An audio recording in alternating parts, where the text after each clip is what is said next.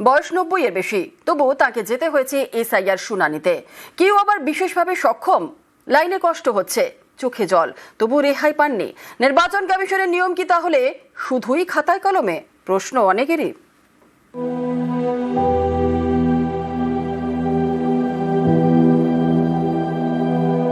যেতে পারবেন না না না, একবারে কেটে পারবে। তা আপনার তো ভোটের নাম থাকবে না। না থাকলো আমার নামের দরকার নেই, সঙ্গে যাবো। আমাকে চাকরি দাঁড় করাতে হয়, আমি উঠতে পারি না।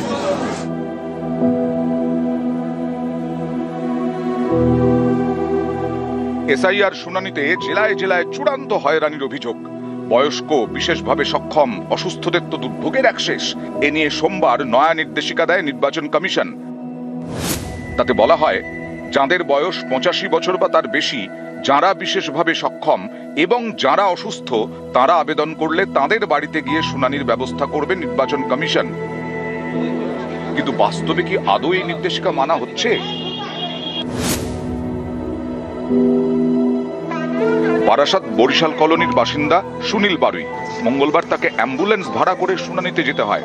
পরিবারের দাবি, বার্ধক্যজনিত নানা সমস্যায় দীর্ঘদিন ধরে শয্যাশায়ী সুনীল। বাড়িতে শুনানির জন্য আবেদন করা হয়, কিন্তু কমিশন সেই আবেদনে সাড়া দেয়নি। কোমরে খুব ব্যথা, ঘুরতে ফিরতে পারছি না, কষ্ট হচ্ছে, হাত পা অবশ হয়ে যাচ্ছে, পা অবশ হয়ে যাচ্ছে। ইনি গান্ধারী জানা, পশ্চিম মেদিনীপুরের ঘাটালের বাসিন্দা। পরিবারের দাবি, তার বয়স 102 ছুঁই। খসড়া তালিকায় তার নাম খুঁজে পাওয়া যায়নি, তাই শুনানিতে ডাকা হয়েছে। যেতে পারবেন না না না, একবারে কেটে পারবে। তা আপনার তো ভোটের নাম থাকবে না। না থাকলো আমার নামের দরকার নেই, সঙ্গে যাবো।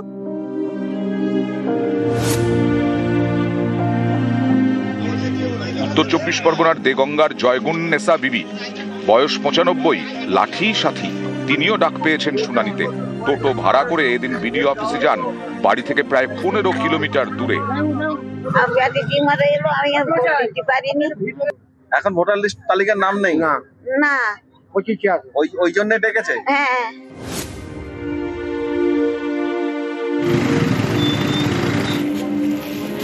দেগঙ্গার মারুফা বিবি হাঁটতে পারেন না, ভরসা হুইল চেয়ার।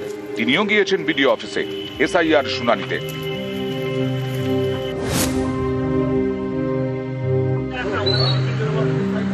মেয়ের বয়স 70, চোখে ছানি। মায়ের বয়স 91, ঠিকমতো আর হাঁটতেই পারেন না। দুজনেরই খসড়া তালিকায় গরমিল। মুর্শিদাবাদের জিয়াগঞ্জের বৃদ্ধ মা মেয়ে মঙ্গলবার যান এসআইআর শুনানিতে 10 কিলোমিটার দূরে মহকুমা শাসকের অফিসে। দক্ষিণ 24 পরগনার কাকদ্বীপের কৃষ্ণবন্ধু দাস এসআইআর শুনানিতে ডাক পেয়েছেন। সেই মতো এদিন যেতে হয় বাড়ি থেকে 7 কিলোমিটার দূরে মহকুমা শাসকের অফিসে। হ্যাঁ, প্রতিবন্ধী হিসাবে জানালাম তো, ওরা কিছু বলেনি তো, আসতে হবে, বাধ্য আসতে হচ্ছে।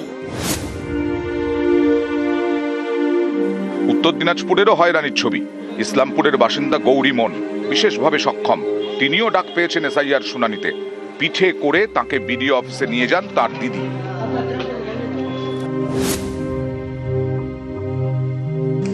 হুগলির সিঙ্গুরেও একই ছবি। শুনানি কেন্দ্রে বিশেষভাবে সক্ষম মহিলা, চোখে জল।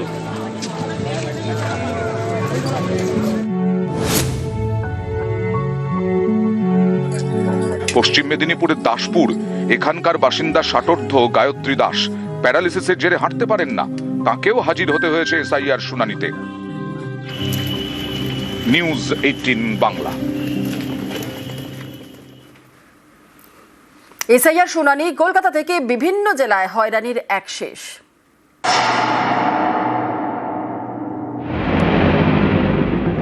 কালীঘাটের বাসিন্দা সন্ধ্যা দত্ত, বয়স 70।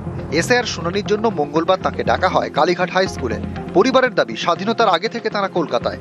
এখানেই জন্ম সন্ধ্যা দত্তের। ভোটার কার্ড আছে, কিন্তু 2002 সালের ভোটার তালিকায় নাম নেই, তাই জমির দলিল নিয়ে শুনানিতে। জমিটা আমার দাদু কিনেছিল 1933 সালে। যখন দেশ তো স্বাধীন হয়নি, এই নির্বাচন কমিশনারের জন্ম হয়নি, তাদের প্রমাণ করতে হচ্ছে দেশের নাগরিক কিনা। এর থেকে লজ্জাজনক আর কিছু হতে পারে? আমাকে প্রমাণপত্র চেয়েছিল, ওই জন্য এসেছিলাম। এই বয়সে কি আমার আসার ক্ষমতা আছে? জোর করে এলাম।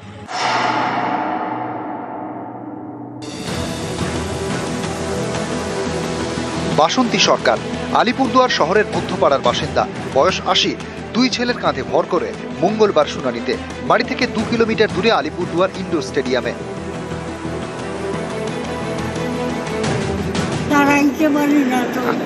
আসলেন কেন? ভোট দিয়েছিলেন আগে?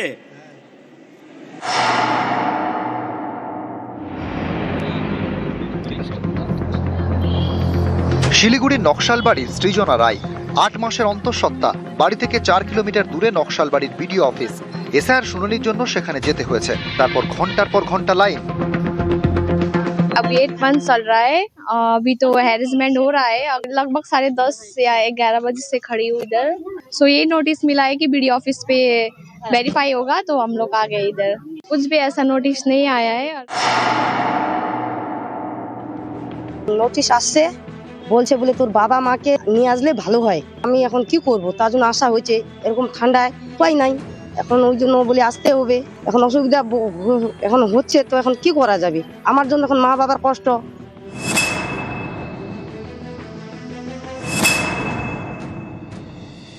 আমি মানে কাজ করি, 1 লাখ টাকার উপরে চলে গেছে আমাকে এই সম্ভব হতে। বাবার ভোটার আছে, আমার ভোটার আছে। পরিযায়ী শ্রমিক, ওরা বম্বে কাজ করে একটা হোটেলে, ওদেরকে ওখানে কাজ ছেড়ে দিয়ে আসতে হচ্ছে বাড়িতে। মালিক যদি রাখে কাজে যাওয়ার পরে সেটা ভালো কথা, যদি না রাখে তাহলে আবার অন্য ব্যবস্থা করতে হবে।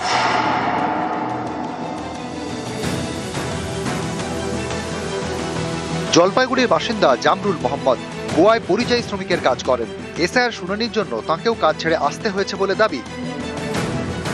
আমি বাইরে ছিলাম কাজ, ওখান থেকে ফোন করতে করতে আমি তো চলে আসলাম কাজকর্ম ছাড়ে।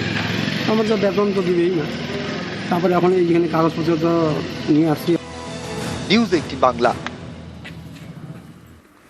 পূর্ব মেদিনীপুরের রামনগরে বৃদ্ধের মৃত্যু, এসআইআর শুনানি আতঙ্কে আত্মহত্যার অভিযোগ। 2002 এর তালিকায় নাম না থাকায় বাড়িতে শুনানির নোটিশ, আর সেই আতঙ্কেই আত্মহত্যা বলে দাবি পরিবারের। মঙ্গলবার চতুর্থ দিনেও শুনানির লাইনে অসুস্থ অশোক্তরা।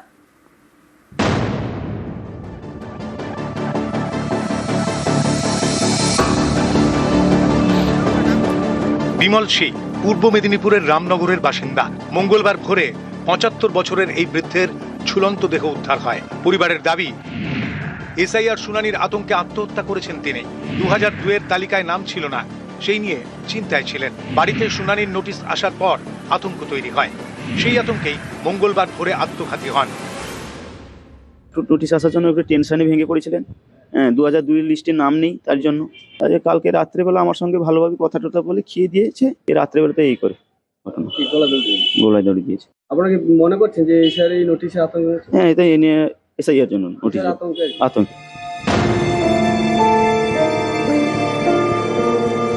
বারাসাতের মতোই বোলপুরের শ্রীনিকেতন ব্লক অফিসেও একই ছবি। অ্যাম্বুলেন্সে শুয়েই এসআইআর শুনানিতে হাজির হন বোলপুরের কালিকাপুরের বাসিন্দা পুতুল দাস প্রামাণিক। পরিবারের দাবি, পুতুল দাস নার্ভের রোগে ভুগছেন। দুর্গাপুরের হাসপাতালে চিকিৎসা হচ্ছে। কোনোভাবেই হাঁটাচলা করা সম্ভব নয়। বাধ্য হয়ে অ্যাম্বুলেন্সে করে শুনানিতে। এসআইয়ের জন্য আসা, এরকম অবস্থায় আসতে হলো, কিছু করার নাই, প্রচন্ড কষ্ট। রুগীরা যাতে একটু আরামে এগুলো নিতে পারে। আমার বললে ভালো হতো। হ্যাঁ, আমার মতন অনেকেই আছে তো।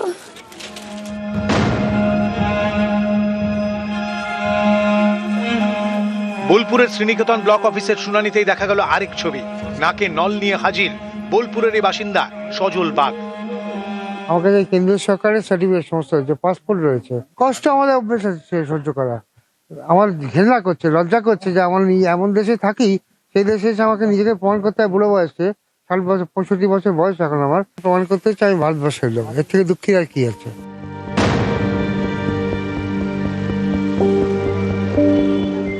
উত্তর দিনাজপুরের গোয়ালপুকুর 1 ব্লকের ঝাড়বাড়ি গ্রামের বাসিন্দা হানিফ। শুনানিতে ডাক পড়েছে অসুস্থ স্ত্রীর। মঙ্গলবার স্ত্রীকে কোলে নিয়ে বিডিও অফিসে যেতে হয় তাঁকে। অসুবিধা এই বেমার আছে আর হেডিং এ নিয়ে আসলাম, হেডিং করতে হবে, না হলে আপনি যদি বাড়িতে যেতে ভালো হতো, মানে বাড়িতে হলে ভালো হতো, করলে ভালো হতো, খুব বেমার আছে না।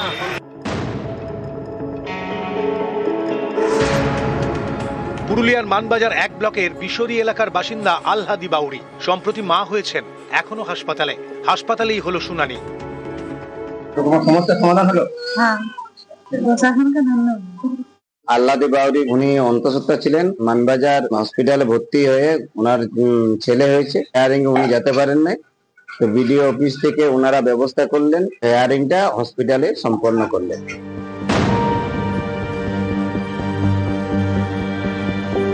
বনগাঁ ব্লকের দিঘারই পঞ্চায়েত এলাকার শুনানির কাজ চলছে বনগাঁ মাদ্রাসাতে।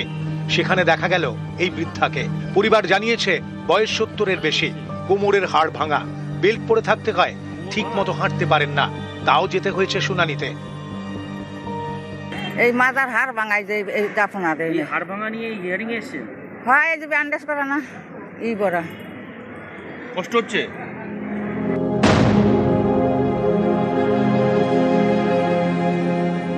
বনগাঁয় শুনানিতে ভাঙা কোমরে আর জলপাইগুড়িতে ভাঙা পায়ে। জলপাইগুড়ির পাতকাটা পঞ্চায়েতের বক্সিপাড়ার বাসিন্দা তুষ্ট সরকার। পরিবারের দাবি, দুর্ঘটনায় পা ভেঙেছে, 7ই জানুয়ারি অস্ত্রোপচার। এর মধ্যে নোটিশ আসায় টোটোয় করে শুনানিতে হাজির হন। পা ভাঙিয়েছে, চলতে ভালো কোনো কায়দাই নেই, খাওয়া দাওয়া বেশি নাই, খাওয়া দাওয়া পায়খানা পেশা বেশি নেই। আজকে এখানে এলেন এখন হিয়ারিং আসতে হবে, তাদের কথা। কষ্ট তো সবসময় করে।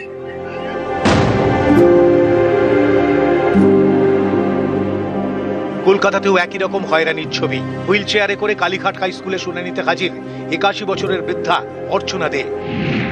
পরিবারের দাবি, কয়েক বছর ধরে তিনি শয্যাশায়ী, বার্ধক্যজনিত কারণে কথাবার্তাও অসংলগ্ন, তারপরেও বাধ্য হয়ে শুনানিতে যেতে হয়েছে। এই অবস্থায় আসতে হলো, কতটা কষ্ট হচ্ছে? কষ্ট হচ্ছে, হাত ভাঙাই হচ্ছে। ও কিসে শরীর খারাপ, শুয়ে থাকেন সব সময়? নিউজ 18 বাংলা।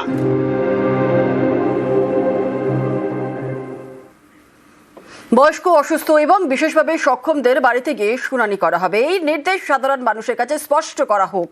বিএলও ইআরওদের মাধ্যমে বার্তা স্পষ্ট করতে হবে। বাইরে থাকা পরিযায়ী শ্রমিক এবং পড়ুয়াদের ভার্চুয়াল শুনানির ব্যবস্থা করা হোক। মুখ্য নির্বাচনী আধিকারিকের দপ্তরে আবেদন তৃণমূলের প্রতিনিধি দলের। স্পেসিফিক অর্ডারটা আপনাদের এইআরও লেভেলে কিংবা বিএলও লেভেলে নেই, আপনারা সেই অর্ডারটা ক্যারি আউট করুন। সাধারণ মানুষ তো সব খবর জানে না, তাদের কাছে তো সব খবর পৌঁছচ্ছে না, এবং সাধারণ মানুষের কাছে খবর পৌঁছচ্ছে না বলে একটা অসুস্থ মানুষ, তিনি এই আইন নিয়মটা জানেন না বলে তিনি হিয়ারিং সেন্টারে চলে যাচ্ছে। আপনাদের এলাকায় যিনি বিএলও ছিলেন কিংবা কোনো এক বিএলএ2, তাদের মাধ্যমে জানান, যাতে আপনার বাড়িতে গিয়ে হিয়ারিংটা হয়। যারা পড়াশোনার জন্য বাইরে আছেন, যারা চাকরি সূত্রে বাইরে আছেন, যারা বিভিন্ন কাজে বাইরের রাজ্যে কিংবা বাইরের দেশে আছেন, তাদের হিয়ারিংয়ের জন্য এখানে না ডেকে তাদের ভার্চুয়াল হিয়ারিং করা হোক। কারণ তাদের বাড়ির লোকেরা যে এনুমারেশন ফর্ম ফিল আপ করেছিলেন, সেখানে তাদের ফটোগ্রাফ আছে। কমিশনকে চাপের কৌশল তৃণমূলের। বছরের শেষ দিনেও দিল্লিতে প্রতিনিধি দল। আজ নির্বাচন কমিশনের তৃণমূল সাংসদরা বাংলার এসআইআর এর নানা অভিযোগ তৃণমূলের অভিযোগ জানাতেই কমিশনে যাবেন তৃণমূলের প্রতিনিধিরা। অভিষেকের নেতৃত্বে কমিশনের তৃণমূলের প্রতিনিধি দলে ডেরেক ওব্রায়েন, সাকিত গোখলে, প্রতিনিধি দলে নাদিমুল হক, ঋতুব্রত বন্দ্যোপাধ্যায়, প্রতিনিধি দলে থাকবেন মমতা বালা ঠাকুর, চন্দ্রিমা ভট্টাচার্য, প্রতিনিধি দলে মানস ভূঁইয়া, প্রদীপ মজুমদারও থাকছেন, প্রতিনিধি দলে কল্যাণ বন্দ্যোপাধ্যায়ও। আজ দিল্লিতে নির্বাচন কমিশনে অভিষেক এবং অভিষেকের নেতৃত্বেই কমিশনে টিএমসি প্রতিনিধি দল।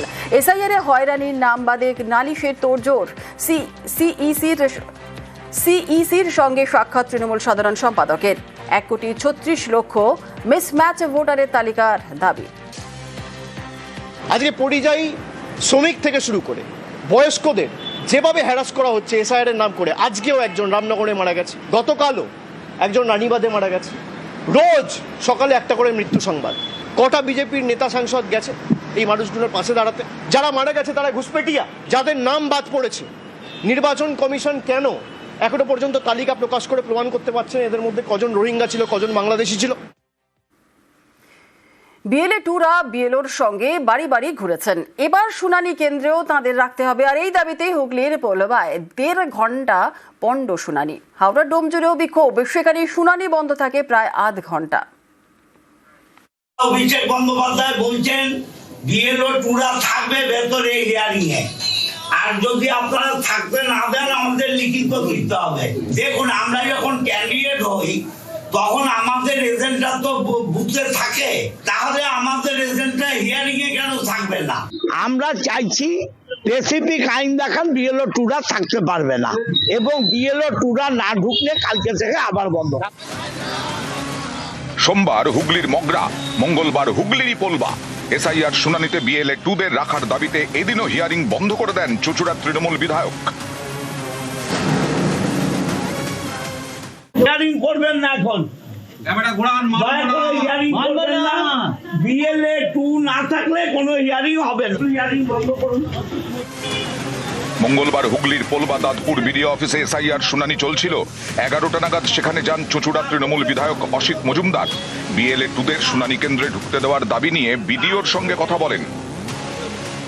থাকতে পারবে না, একবারে অমুক অর্ডার বিএলও নির্বাচন কমিশনে, আমরা চলে যাব।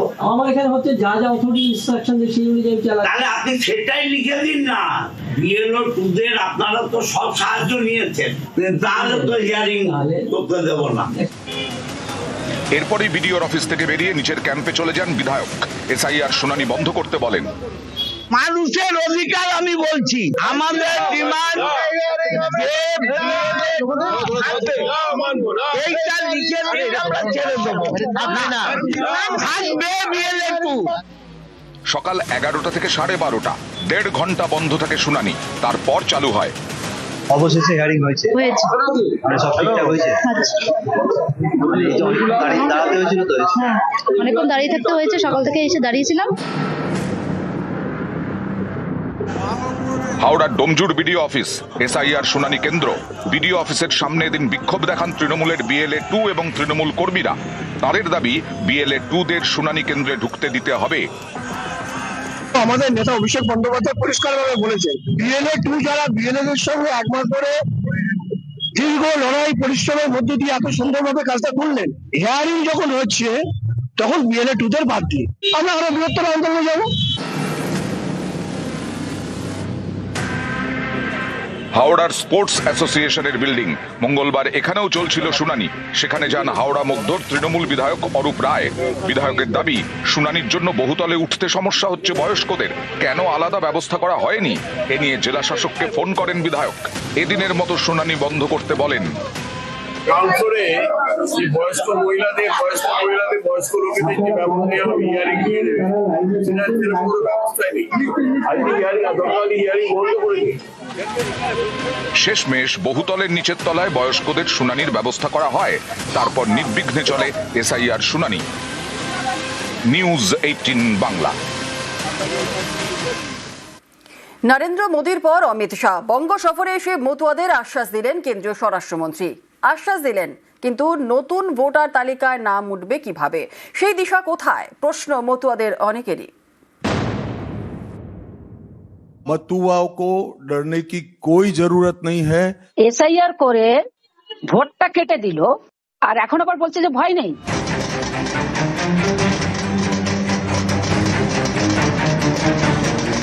আগামী বছর বিধানসভা নির্বাচনে কি মতুয়ারা ভোট দিতে পারবেন? এসআইআর চলাকালীন এই প্রশ্নই ভাবাচ্ছে মতুয়াদের অনেককেই। এই পরিস্থিতিতেই কয়েকদিন আগে বঙ্গ সফরে আসেন প্রধানমন্ত্রী নরেন্দ্র মোদী। মতুয়া প্রভাবিত এলাকার রানাঘাটে সভা করার কথা ছিল তাঁর, কিন্তু আবহাওয়ার কারণে নদিয়া যেতে পারেননি প্রধানমন্ত্রী। কলকাতা বিমানবন্দর থেকে ভার্চুয়াল ভাষণ দেন, কিন্তু সেই ভাষণে মতুয়াদের কথা ছিল না। বাংলা থেকে ফিরে যাওয়ার পর সোশ্যাল মিডিয়ায় পোস্ট করে নরেন্দ্র মোদী লেখেন, প্রত্যেক মতুয়া এবং নমশূদ্র পরিবারকে আশ্বাস দিচ্ছি, তাদের সেবা করব। তাঁরা তৃণমূলের অনুগ্রহে এখানে নেই, তাঁরা সিএএ এর মাধ্যমে সম্মানের সঙ্গে ভারতে বসবাসের অধিকার পেয়েছেন। পশ্চিমবঙ্গে বিজেপির সরকার এলে মতুয়াদের জন্য আরও বেশি করে কাজ করবে।